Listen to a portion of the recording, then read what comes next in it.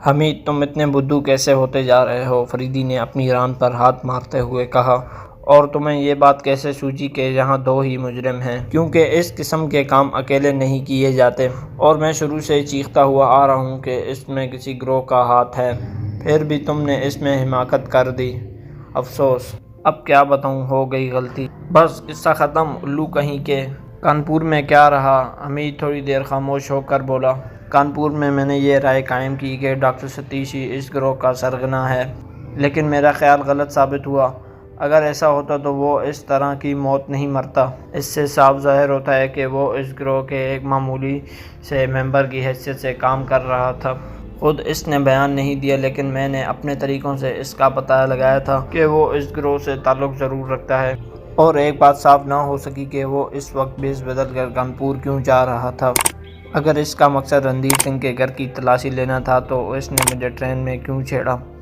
چپ چاپ نکل کیوں نہ گیا؟ ہاں واقعی یہ چیز کچھ عجیب و غریب ہے، حمید نے کچھ سوچتے ہوئے بولا۔ میں ایک نتیجے پر اور پہنچا ہوں، وہ یہ کہ جس وقت بملہ کو گولی لگی تھی وہ رندیر سنگھ کے موٹر سائیکل کے کیریئر پر بیٹھی ہوئی تھی، اور رندیر سنگھ نے یہ بیان غلط دیا ہے کہ وہ تنہا جلال پور سے آ رہا تھا، اور اس نے دھرم پور کے جنگل میں ایک عورت کی لاش بھی دیکھی تھی، اور گولی لگتے ہی بملہ موٹر سائیکل سے گر گئی۔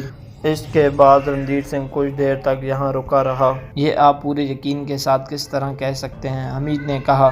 یہ دیکھو، یہ خط مجھے کانپور میں رندیر کے کمرے کی تلاشی کے وقت ملا، اور فریدی نے جیب سے خط نکال کر حمید کی طرف بڑھا دیا۔ حمید پڑھنے لگا، اور خط میں یہ لکھا تھا: رندیر، میں ایک بہت بڑی مشکل میں گرفتار ہو گئی ہوں، اور مجھے آ کر بچاؤ، مجھے کسی طرح یہاں سے خاموشی سے آ کر نکال لے جاؤ، اور یہ بات کسی پر ظاہر نہ ہونے پائے، ورنہ میری جان خطرے میں پڑ جائے گی۔ مجھے تم لکھو گے تم کب آ رہے ہو، لیکن اس طرح آنا کہ کسی کو کانو کار خبر نہ ہونے پائے، کیونکہ یہ میری زندگی کا سوال ہے، اور اس خط کو پڑھ کر جلا دینا، بملہ۔ لیکن ان سب باتوں سے آپ نے اس کا اندازہ کیسے لگایا؟ حمید نے کہا۔ نہایت آسانی سے، فریدی نے کہا، اور اگر مجھے یہ خط نہ ملتا تو نہ جانے مجھے کتنا بھٹکنا پڑتا۔ میں آپ کا مطلب نہیں سمجھا، حمید نے کہا۔ یہ کوئی نئی بات نہیں، فریدی نے مسکرا کر کہا، تم میرا مطلب کبھی نہیں سمجھتے۔ خیر سنو، جب یہ خط رندیر کو ملا ہوگا تو اس نے اس کے جواب میں بملہ کو لکھا ہوگا کہ وہ اسے نکال لے جانے کے لیے آ رہا ہے، اور اس نے اس سے تمام واقعات بھی پوچھے ہوں گے۔ ممکن ہے کہ یہ خط ان کے ہاتھوں میں لگ گیا ہو جن سے یہ نکل جانے کی کوشش کر رہی تھی، اور انہوں نے یہی مناسب سمجھا ہو کہ رندیر سنگھ کو یہاں آنے دیا جائے، اور اس طرح بملہ اور رندیر دونوں کا خاتمہ کر دیا جائے، اور کسی کو کانو کان خبر تک نہ ہو۔ رندیر یہاں آیا، موٹر سائیکل حاصل کی، اور بملہ کو سوار کر کے لے بھاگا، اور قاتلوں نے اپنا پلان پہلے ہی سے تیار کر رکھا تھا۔ پہلے انہوں نے بملہ کو ختم کیا، اور جب رندیر یہاں پولیس لے کر آیا تو انہوں نے پولیس پر اندھا دھند فائر کر دیے، اور پولیس کو وہاں سے بھگا دیا، اور رندیر کو وہیں ڈھیر کر کے دفن کر دیا، اور اس طرح انہوں نے رندیر کو پولیس کی نگاہوں میں مجرم قرار دے کر اور بملہ کے غائب ہو جانے کا ذمہ دار بھی بنا دیا۔ لیکن جب انہوں نے رندیر سنگھ کو دفن کیا تھا تو اس بات کا کیسے پتہ چلا کہ رندیر یعنی بملہ کا منگیتر ہے؟ آخر اس کا راز بھی تو ضروری تھا، ورنہ بملہ کے فرار کی ذمہ داری اس پر کیوں عائد ہوتی؟ حمید نے کہا۔ نہایت آسانی سے، بملہ نے خط میں لکھ دیا تھا کہ وہ اس بات کا کسی سے تذکرہ نہ کرے، اور لہٰذا اس کی روانگی کی اطلاع کسی کو نہ ہو سکی۔ یہ لازمی بات ہے کہ رندیر کے اچانک اس طرح سے غائب ہو جانے سے لوگوں کو یہی لگا کہ وہ دونوں فرار ہو گئے ہیں، جبکہ لوگ پہلے ہی سے جانتے تھے کہ یہ دونوں ایک دوسرے کے منگیتر ہیں۔ حمید سوچتے ہوئے کہا، پھر وہ موٹر سائیکل کا نمبر مٹانے کی کیا ضرورت تھی؟ حمید نے کہا۔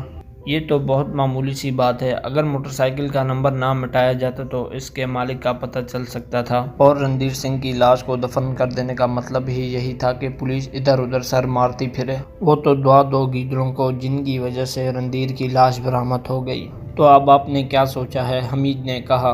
ابھی کچھ نہیں سوچا، ابھی تو فی الحال سروج کو رہا کرا کر جلال پور پہنچانا ہے۔ ہائے ہائے، عشق اول درد دل ہے، حمید نے بتردید قوالی جھومتے ہوئے کہا۔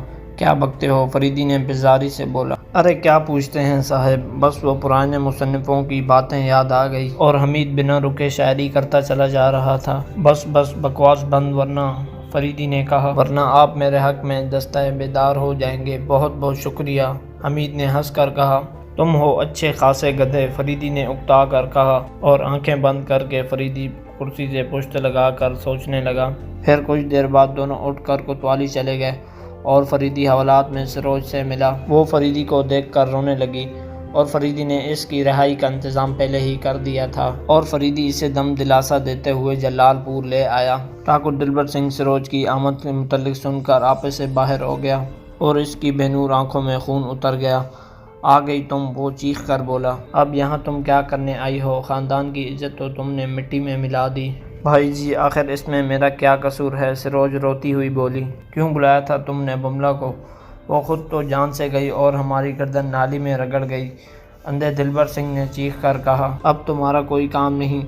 ٹھاکر امیر سنگھ کے خاندان کی عورت ایک جیل میں جائے، اور کاش تم بھی میرے بھائی پرکاش کے ساتھ حادثے میں مر گئی ہوتی۔ ٹھاکر صاحب، بھلا ان میں اس کا کیا قصور ہے؟ فریدی نے نرم لہجے میں کہا۔ آپ چپ کریں جناب، یہ میرے گھریلو معاملات ہیں، دلبر سنگھ چیخ کر بولا۔ ٹھاکر صاحب، مجھے شرمندگی ہے کہ آپ لوگوں کو تکلیف اٹھانی پڑی۔ اگر میں یہاں ہوتا تو اس کی نوبت نہ آنے پاتی۔ فریدی پھر اسی انداز میں بولا۔ تکلیف نہ اٹھانی پڑتی؟ دلبر سنگھ جھجلا کر بولا۔ آپ کیا جانتے ہیں کہ خاندان کی عزت کیا چیز ہوتی ہے؟ میں بالکل جانتا ہوں، لیکن اب جو ہوا سو ہوا، اب انہیں معاف کر دیجیے، فریدی نے کہا۔ اچھا، تو آپ سفارش کرنے کے لیے یہاں آئے ہیں؟ کیوں سروج، اتنی جلدی اتنے جانثار کیسے پیدا کر لیے؟ وہ طنزیہ لہجے میں بولا اور سروج بے اختیار رونے لگی۔ ٹھاکر صاحب، آپ جیسے بزرگ کو ایسی باتیں زیب نہیں دیتی، فریدی نے ناخوشگوار لہجے میں کہا۔ براہ کرم آپ یہاں سے تشریف لے جائیں، اور سروج تم بھی، تمہارا اس گھر میں اب کوئی کام نہیں۔ سروج نے دلبر سنگھ کے پاؤں پکڑے، لیکن پھر بھی اس نے بے دردی سے اسے ہٹا دیا۔ اب اس گھر سے میری لاش ہی نکلے گی بھائی جی، سروج روتی ہوئی بولی۔ تم یہاں سے چلی جاؤ ورنہ سچ مچ میں تمہاری لاش ہی نکلے گی، دلبر سنگھ چیخ کر بولا۔ ٹھاکر صاحب، اب آپ سروج کو دھمکی دے رہے ہیں، لہٰذا پولیس کو انہیں اپنی حفاظت میں لینا پڑے گا، فریدی نے کہا۔ ٹھاکر دلبر سنگھ نے زہر خندہ لہجے میں بولا۔ پولیس کی حفاظت میں تو یہ دو راتیں رہی ہیں، کیا اب بھی تم لوگوں کا جی اس سے نہیں بھرا؟ کیا بک رہے ہو ٹھاکر؟ تم فریدی سے گفتگو کر رہے ہو، فریدی نے تیزی سے کہا۔ ٹھاکر، میں تمہارا منہ نوچ لوں گی، سروج یک بہ یک پھر کر بولی۔ میں بھی راجپوتنی ہوں۔ اچھا، راجپوتنی کی بچی، تم جلدی سے یہاں سے اپنا منہ کالا کرو، اور خبردار کبھی اس گھر کی طرف آنکھ بھی اٹھا کر نہ دیکھنا، وہ غصے میں کانپتا ہوا بولا۔ فریدی سروج کو لے کر مکان کی طرف باہر چلا آیا۔ وہ اب دوبارہ شہر کی طرف جا رہے تھے۔ مجھے سخت شرمندگی ہے سروج بہن۔ لیکن آپ نے کیا کیا ہے؟ سروج رندی ہوئی آواز میں بولی۔ میں نے تمہیں پہلے ہی کیوں نہ اچھی طرح محفوظ کر دیا ہوتا، فریدی نے کہا۔ قسمت کا لکھا پورا ہو کر ہی رہتا ہے، سروج سسکیاں لیتے ہوئے بولی۔ لیکن اب میں کہاں جاؤں گی؟ پتا جی سے جا کر میں کیا کہوں گی؟ شاید وہ لوگ مجھے پناہ دینے سے انکار کر دیں۔ فکر نہ کرو، جب تک میں زندہ ہوں تمہیں کسی قسم کی تردید کرنے کی ضرورت نہیں ہے، فریدی نے کہا۔ میں کسی کے لیے بوجھ نہیں بننا چاہتی، میں محنت مزدوری کر کے پیٹ پالوں گی، سروج نے کہا۔ کیا تم ایک بھائی کی التجا ٹھکرا دو گی؟ اور انسانیت کے ناطے میں تم سے درخواست کرتا ہوں کہ تمہارا جب تک کوئی معقول انتظام نہ ہو جائے تم میری خدمت قبول کرو، اور میں ایک بھائی کی طرح تمہاری حفاظت کروں گا، فریدی نے کہا۔ اور سروج خاموش ہو گئی۔ اس کی آنکھیں زیادہ رونے کی وجہ سے سوج گئی تھی، اور پھر اس نے کار کی کھڑکی پر اپنا سر رکھ کر اپنا منہ چھپا لیا۔ یہ ڈاکٹر ستیش کے قتل کا واقعہ ہے، تھوڑی دیر بعد سروج بھرائی ہوئی آواز میں بولی، اور پھر فریدی نے اسے سب واقعات بتا دیے۔ وہ غور سے سنتی رہی۔ لیکن میری سمجھ میں یہ نہیں آ رہا کہ آخر یہ سب کیا ہو رہا ہے، سروج کار کی سیٹ پر پشت لگاتے ہوئے بولی۔ تو کیا تم ڈاکٹر ستیش کو اچھی طرح جانتی تھی، فریدی نے کہا۔ جی ہاں، وہ ہمارے یہاں ہر ہفتے مہمان رہتے تھے۔ کیا دلبر سنگھ سے ڈاکٹر ستیش کی کوئی گہری دوستی تھی؟ جی نہیں، دراصل وہ میرے شوہر کے دوست تھے۔ میرے شوہر کی موت کے بعد ڈاکٹر ستیش کی ٹھاکر صاحب سے گہری دوستی ہو گئی۔ کیا بملہ سے وہ بے تکلف تھے یا نہیں؟ قطعی نہیں۔ اور کبھی بملہ ان کے ساتھ باہر جاتی بھی تھی کہ نہیں؟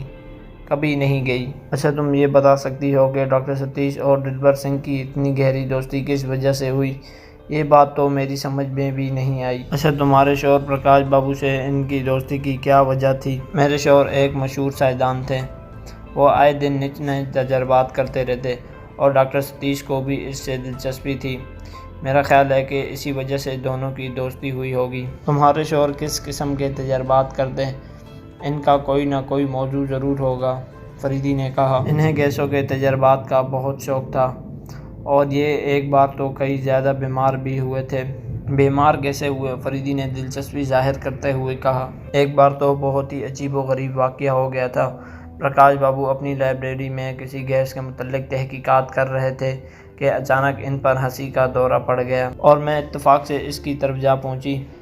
مجھے لگا کہ یہ کسی بات پر ہنس رہے ہوں گے، اس لیے میں بھی ان کے ساتھ ہنسنے لگی، لیکن میں نے ان سے ہنسی کا سبب پوچھا تو اس نے جواب نہ دیا اور وہ برابر ہنستے ہی جا رہے تھے۔ تھوڑی دیر بعد ان کی آنکھیں سرخ ہونے لگی اور اپنے حلقوں سے ابلتی ہوئی معلوم ہونے لگی اور پھر ان کے منہ سے جھاگ نکلنے لگا۔ تھوڑی دیر تک یہی کیفیت رہی اور پھر وہ 2-3 منٹ کے بعد اچانک سے بے ہوش ہو کر گر گئے۔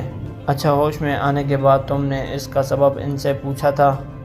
میں نے بعض دفعہ ان سے معلوم کرنے کی کوشش کی لیکن وہ مجھے ٹالتے رہے۔ جی ہاں، بڑے ٹھاکر صاحب بھی اس وقت وہاں آ گئے تھے۔ اس وقت ان کی آنکھیں ٹھیک تھیں اور ڈاکٹر ستیش کو بھی اس کا علم تھا، جہاں تک میرا اندازہ ہے۔ ان دونوں کو علاوہ اور گھر کے نوکروں کو علاوہ اور کسی کو اس واقعے کی اطلاع نہ تھی۔ تم یہ وثوق کے ساتھ کیسے کہہ سکتی ہو؟ وثوق کے ساتھ تو نہیں، لیکن یہ میرا اندازہ ہے کیونکہ پرکاش بابو نے ان سب کو منع کر دیا تھا کہ اس کے بارے میں کسی سے کچھ نہ کہیں۔ فریدی کچھ سوچتے ہوئے بولا۔ اچھا یہ تو بتاؤ کہ تمہارے خیال میں ان چڑیا والے پنجوں کے جوتوں کو کون استعمال کر سکتا ہے؟ نہیں، ایسا ناممکن ہے۔ وہ کمرہ جہاں عجائبات رکھے ہوتے ہیں وہ ہمیشہ کے لیے بند رہتا ہے۔ یا تو اس کی چابی میرے پاس ہوتی ہے یا ٹھاکر صاحب کے پاس۔ خیر، فریدی نے کھانستے ہوئے کہا، لیکن تمہارے یہ ٹھاکر صاحب بڑے چالاک معلوم ہوتے ہیں۔ نہیں، یہ بات نہیں ہے، میں نے پہلی بار انہیں اس قدر غصے میں دیکھا ہے۔ اس کی نرم دلی سارے علاقے میں مشہور ہے اور وہ بنگیوں تک کو بیٹا کہہ کر مخاطب کرتے ہیں۔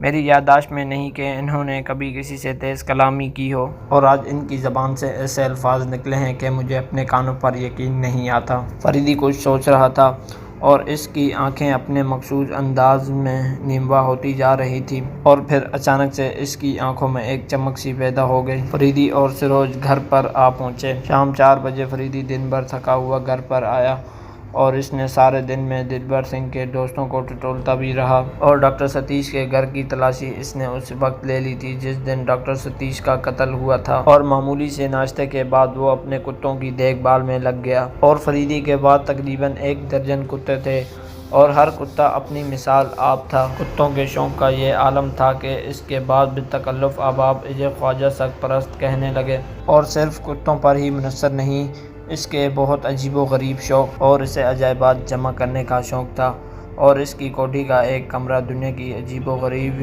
عجائبات جمع کرنے کے لیے مخصوص تھا۔ ان میں سے سب سے زیادہ عجیب و غریب مختلف قسموں کے سانپ تھے اور فریدی ایک ماہر سپیرے کی طرح ان کی پرورش کرتا تھا۔ ان میں سے کئی ایسے بھی تھے جن کے زہر کی تھیلیاں وہ خود نکالا کرتا تھا۔ اس کی ان حرکتوں پر اس کے سارے ہم پیشہ اس کا مذاق اڑاتے ہیں۔ ان کا خیال تھا کہ وہ اپنی شہرت کے لیے اس قسم کی عجیب و غریب حرکتیں کرتا ہے۔ کتوں کی دیکھ بھال سے فارغ ہو کر فریدی اپنے عجائب خانے کی طرف گیا۔ جیسے ہی فریدی دوسرے برآمدے کی طرف مڑا، اسے سروج دکھائی دی جو عجائب گھر کے کمرے سے نکل رہی تھی۔ تو آپ کو بھی اس کا شوق ہے؟ وہ مسکرا کر بولی۔ کیوں، کیا ہوا؟ تم ڈری تو نہیں؟